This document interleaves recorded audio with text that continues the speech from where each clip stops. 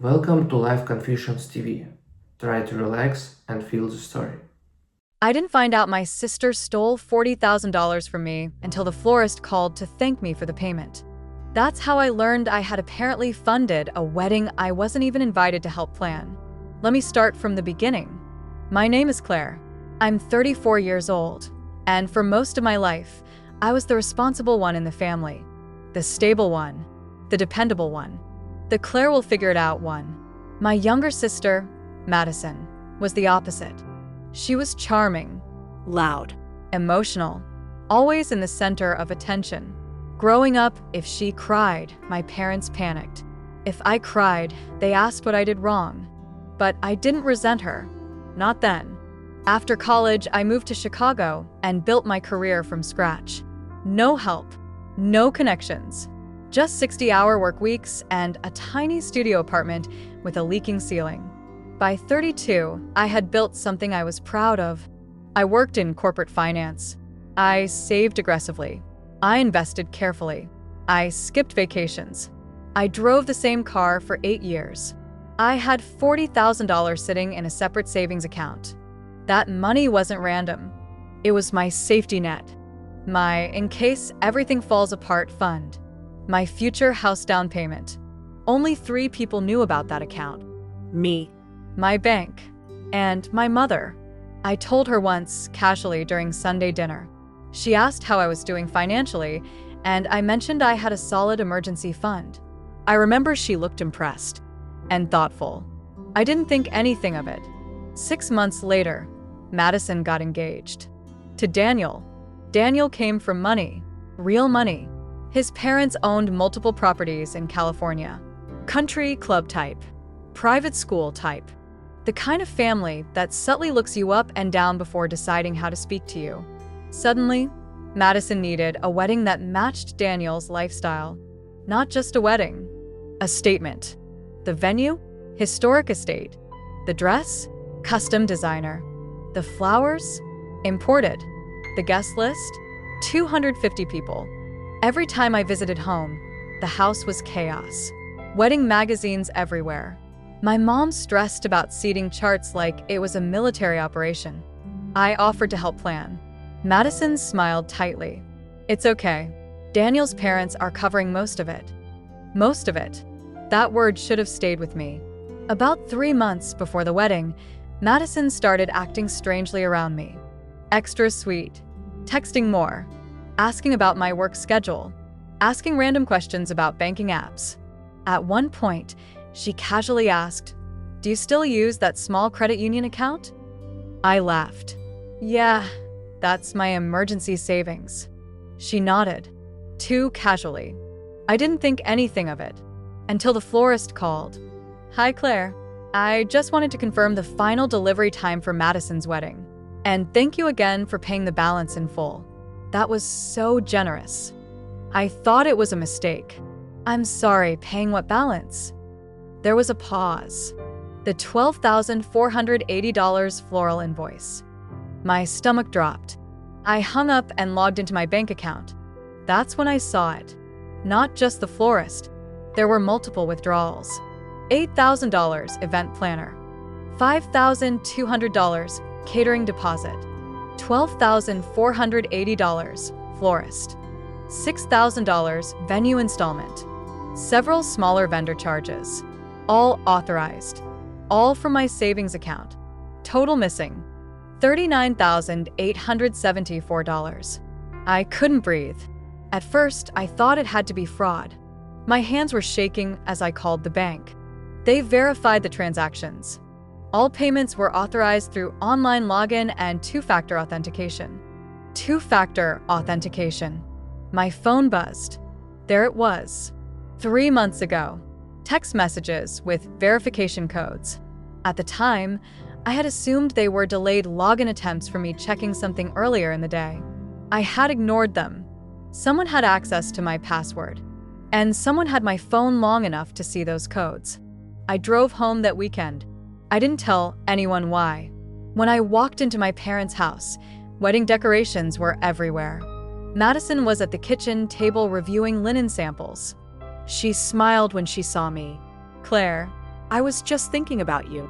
I looked at her, really looked at her, and for the first time in my life, I saw something I had never noticed before. Guilt. Did you log into my bank account?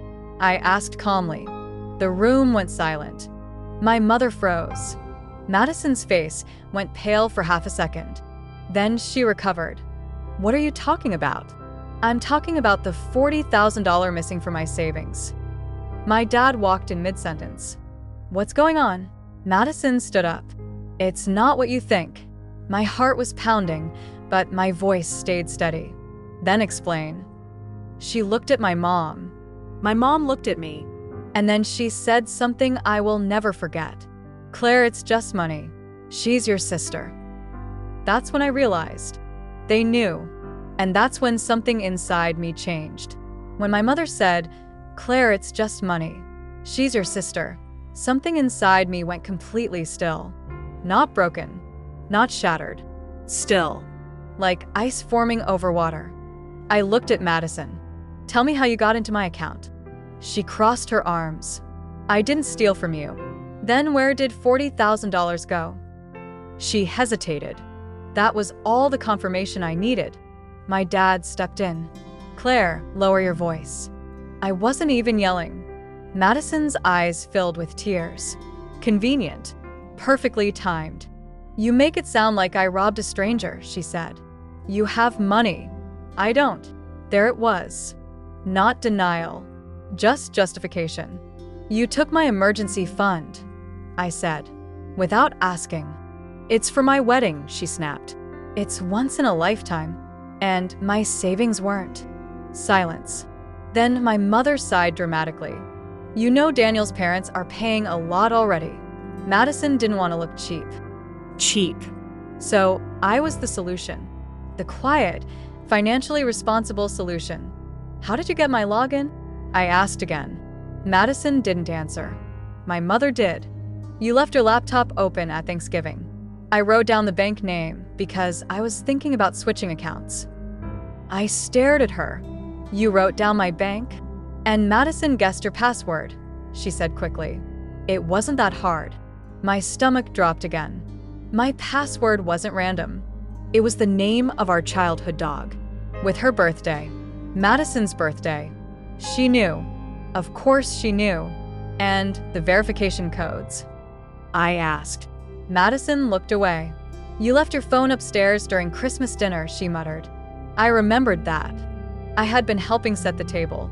My phone had been charging in my old bedroom. Every time a transaction required confirmation, she must have run upstairs, grabbed my phone, copied the code, and put it back. Over and over. For weeks. Not a mistake. Not impulse. Planned. You did this for months, I said quietly. She threw her hands up. I was going to tell you. When? After the honeymoon. My dad stepped forward. Enough. What's done is done. No. It wasn't. I looked at my mother. You knew. She didn't deny it. We thought you'd understand eventually. Understand what? That my boundaries didn't matter? That my work didn't matter? That my security didn't matter? Madison's voice softened. Claire, you make 6 figures. You'll earn it back. I almost laughed. That's how they saw me. A paycheck, not a person. You committed fraud, I said. The word hung in the air like smoke. Madison flinched. Don't be dramatic. It's a felony. My dad's face hardened. You're not calling the police on your own sister. I met his eyes. You're right. Relief washed over Madison's face. I smiled. I'm calling the bank first. That got their attention. You can't dispute it, my mother said quickly. You'll ruin her wedding. It's in 2 months, Madison whispered. 2 months. $40,000. And they were worried about centerpieces. I walked toward the door. Claire, my father warned. I turned back. You have 72 hours, I said calmly. Return every dollar, or I move forward. With what? Madison scoffed. With everything. I drove back to Chicago that night. I didn't cry. I didn't scream. I didn't call friends. I called a lawyer. Her name was Andrea Mitchell. Corporate fraud specialist. Cold, efficient, unemotional. Exactly what I needed. When I explained everything, she was quiet for a moment. They accessed your device without permission, intercepted authentication codes, and transferred funds, she said. That's wire fraud. Identity theft. Federal charges. Hearing it from someone else made it real. What are my options? I asked. You can dispute the transactions. The bank will investigate. If they confirm unauthorized access, they'll reverse the funds and pursue legal action. And if I choose not to press charges? The bank decides once fraud is proven. You don't fully control it. Interesting. So, if I report it, I said slowly, the wedding might collapse on its own. Andrea didn't react. I deal in legal outcomes, she said, not poetic justice. Poetic justice. I like that phrase. I went home and changed everything. Passwords, phone number, two-factor authentication app, credit freeze. Then I pulled every bank statement from the last 6 months. And I noticed something. Some vendor payments hadn't cleared yet. Large ones. The final venue installment, the dress balance, the catering remainder. Roughly $18,000 still pending over the next 4 weeks. Meaning the vendors were expecting money. Money that technically came from a fraudulent account. I leaned back in my chair. An idea started forming. If the bank froze the account during investigation, those payments would fail. Publicly. Embarrassingly. Close to the wedding date. I checked the calendar. 5 weeks until the ceremony. Plenty of time. I didn't act immediately. I waited. On the second day, Madison texted me. Are you seriously doing this? I didn't respond. On the third day, my mom called. Claire, don't destroy your sister's future over money. Destroy her future. Like she destroyed my trust? By hour 72, not a single dollar had been returned. That told me everything. They thought I wouldn't go through with it. They thought guilt would stop me. They were wrong. Monday morning at 9:02 a.m., I filed a formal fraud claim with the bank. I submitted documentation, device logs, text verification timestamps, vendor invoices linked to my account. By noon, the investigation was opened. By 3 p.m., my savings account was temporarily frozen. At 4:17 p.m., my phone lit up. Madison. I let it ring. Then my dad. Then my mom. Then Daniel. Interesting. I finally answered Madison's 5th call. What did you do? She hissed. I reported fraud. You're ruining everything. No, I said calmly. You did. You said you wouldn't call the police. I didn't. There was a pause. What does that mean? It means the bank handles it now. Silence. Then panic. The florist just called, she whispered. The payment bounced. I closed my eyes. Here we go. The venue emailed Daniel's parents, she continued. They're asking why the account is under investigation. Under investigation. Such a heavy phrase. Fix it, she demanded. Call them and fix it. I can't, I said. It's fraud protocol. You did this on purpose. I didn't answer, because she was right. 2 days later, Daniel's mother called me directly. Her voice was sharp. Claire, I understand there's been some confusion with payments. Confusion. That money was stolen from me, I said evenly. A pause. By whom? My sister. Another pause. Longer this time. I see, she said finally. Something in her tone shifted. Cooler. Calculating.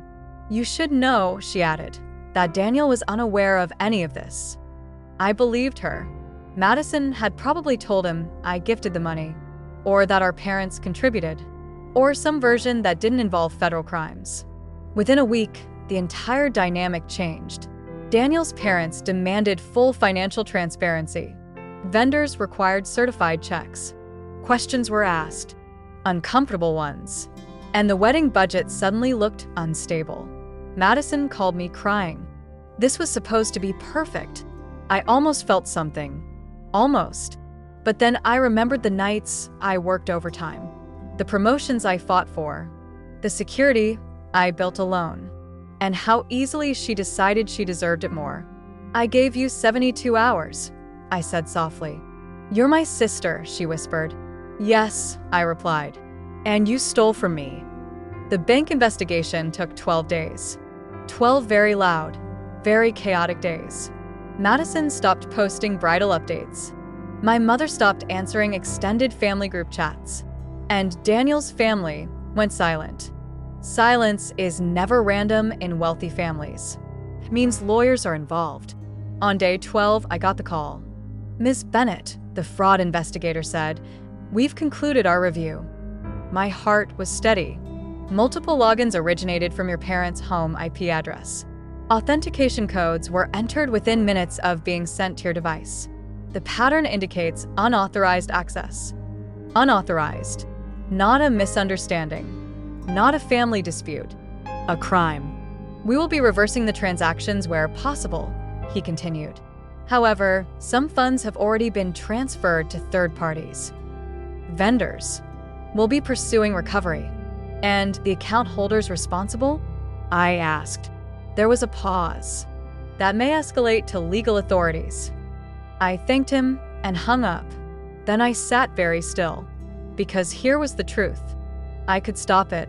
I could call and beg them not to press charges. I could say it was a misunderstanding. I could protect Madison. The same way no one protected me.